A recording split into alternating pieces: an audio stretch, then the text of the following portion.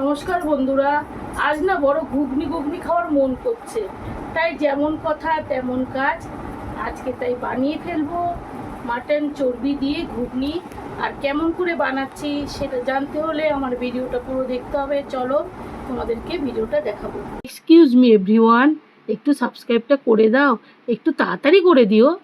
আজকে চর্বি দিয়ে ঘুগনি করতে প্রথমে ঘুগনির ডাল নিয়ে নিয়েছি, আর একে সারা দিন আমি ভিজিয়ে রেখেছিলাম।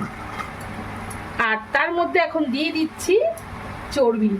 দেখো, এই চর্বিগুলোকে আমি ছোট ছোট করে পিস করে নেব, তা নাহলে গলবে না। আর তার সাথে নিয়ে নিয়েছি যে এখানে পেঁয়াজ, রসুন, আদা, ধনেপাতা, কাঁচা পাকা লঙ্কা, ক্যাপসিকাম, টমেটো, এই সব কিছু আগে কুচিয়ে নেব। আর এই ঘুগনির ডালটাকে সেদ্ধ করতে দেব, মাটনের চর্বিটা কাটবো, সবে এক এক করে তোমাদেরকে দেখাচ্ছি। ঘুগনিটা সেদ্ধ করতে আমি কুকার নিয়ে নিয়েছি। কুকারের মধ্যে মটরগুলো সব দিয়ে দেবো 1 চামচ মতো লবণ আর জল। সেদ্ধ করতে বসিয়ে দেব। এবার একটা চপিং বোর্ড নিয়ে নিয়েছি, এর মধ্যে এই যে মাটনের চর্বিগুলো ছোট ছোট করে পিস করে নেব। এইভাবে সব পিস করে নেব, তাহলে রান্না করতে সুবিধা হবে। অনেকে একবারে দিয়ে দেয়, বেশি ঘুগনির ক্ষেত্রে একবারে দিলে গলে যায়, কিন্তু ঘুগনি তো কম, সেই জন্য আমি এইভাবে পিস করে দিচ্ছি। তোমরা বেশি ঘুগনি করলে একবারে দিতে পারো। এবার কেটে নেব পেঁয়াজ। একে একে পেঁয়াজগুলো কেটে নিচ্ছি। আমি ঘুগনির ক্ষেত্রে পেঁয়াজ কিন্তু বেটে দেব না, একবারে তেলের মধ্যে দিয়ে দেব। এবার কেটে নেব ক্যাপসিকাম। ঘুগনির ক্ষেত্রে কিন্তু ক্যাপসিকাম দারুণ লাগে, ক্যাপসিকামের ফ্লেভারটা আমার তো ভীষণই ভালো লাগে। এইভাবে ছাড়িয়ে নিচ্ছি, যেমন খুশি সাইজেই কাটা যাবে, কোনো অসুবিধা নেই। কেটে নেব টমেটো। এখানে আমি বড় বড় 2টো টমেটো নিয়েছি।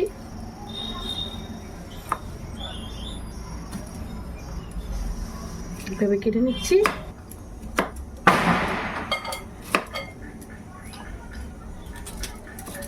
এবার একটা মিক্সিং বোল নিয়েছি, এর মধ্যে সব কিছু পেস্ট করব।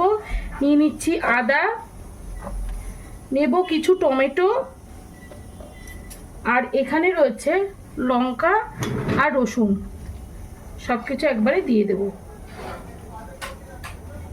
আমি জলের মধ্যে একদম দিয়ে রেখেছি পরিষ্কার করে।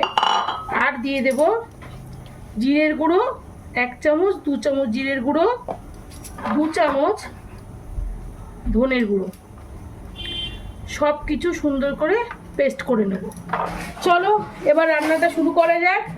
প্রথমে আমি দিয়ে দেব সর্ষের তেল। আজকে রান্নাটা সর্ষের তেলেই হবে। এর মধ্যে দিয়ে দেব 2টো তেজপাতা,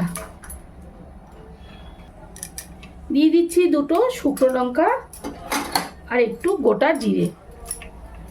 সব কিছু ভালো করে একটু মিশিয়ে নেব।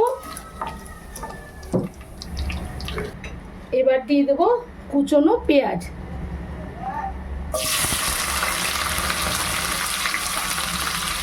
প্রথমে পেঁয়াজটা একটু ভালো করে ভেজে নেব। দেখো, পেঁয়াজ একদম লাল করে ভেজে নিয়েছি। এর মধ্যে এখন দিয়ে দেবো ক্যাপসিকাম আর টমেটো।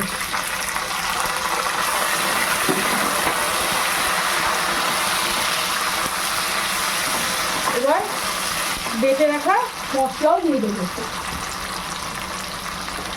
এই দেখো, সুন্দর স্মুথ পেস্ট হয়েছে, এটা দিয়ে দেবো। এই দেখো, টমেটোর ওপরে যে পাটটা আছে সেটা চলে গেছে, ফেলে দিচ্ছি। এবার এখন দিয়ে দেবো ওই পেস্টটা। ভালো করে এখন মশলাটা কষাতে হবে। এর মধ্যে দিয়ে দেব হলুদ গুঁড়ো, 1 চামচ হলুদ গুঁড়ো দিয়ে দিলাম। লঙ্কা গুঁড়ো দেবো না, কেন কি এর মধ্যে কাঁচা পাকা লঙ্কা দিয়ে পেস্ট করা হয়েছে। আর লবণটা একদম আন্দাজ মতো দিচ্ছি, লাগলে আবারও দেবো। দিয়ে এখন ভালো মতো কষাতে হবে। অর্ধেকটা কষানো হলে তারপরে এই যে এটাকে দিয়ে দেব। চর্বি একদম সুন্দর করে কোচানো হয়ে গেছে, আগে মশলাটা অর্ধেক মতো কষিয়ে নিই। দেখো 50% মতো মশলাটা কষানো হয়ে গেছে। এখন দিয়ে দিচ্ছি এই মাটনের চর্বিগুলো।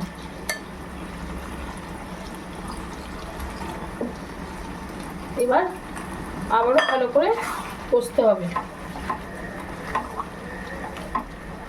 একটু মিশিয়ে দিচ্ছি, একটু ভালো করে কষতে হবে। আমি একটু ঢাকনাটা বন্ধ করে রাখছি। এই দেখো বন্ধুরা, মশলা দিয়ে মাটনের চর্বি দিয়ে খুব সুন্দর করে কষিয়ে নিয়েছি, তেলও ছেড়ে গেছে। দেখো কালারটা দেখো কি সুন্দর এসছে। আমি তো কোনো ফুড কালার বা কোনো কাশ্মীরি লঙ্কার গুঁড়ো কিছুই দিইনি, তাই দেখো কত সুন্দর কালার এসছে। এবার আমি দিয়ে দেবো এই যে সেদ্ধ করা মটরগুলো, উপর থেকে একটা মটরগুলো ছেড়ে দিচ্ছি। দারুণ একটা ফ্লেভার বেরোচ্ছে, মাটনের চর্বি দেওয়া হয়েছে বলে। এবার সব কিছু ভালো করে মিশিয়ে নেব।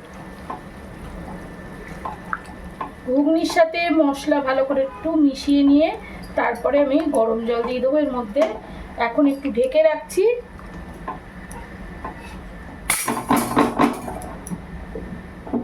এই দেখো বন্ধুরা, মাটন চর্বি দিয়ে ঘুগনি রেডি হয়ে গেছে। দেখো কি সুন্দর হয়েছে। আমি শুধু এর উপর দিয়ে একটু গরম মশলা দিয়ে দিয়েছি আর ধনেপাতা দিয়েছি। তোমরা ভাজা মশলাও দিতে পারো, ভাজা জিরের গুঁড়ো দিতে পারো, তবে এক্ষেত্রে গরম মশলা দিলে ভালো হবে, কারণ এখানে মাটনের চর্বি দিয়েছি তো, ওই কারণেই। চলো একটু খেয়ে দেখাচ্ছি তোমাদেরকে। প্রচণ্ড গরম।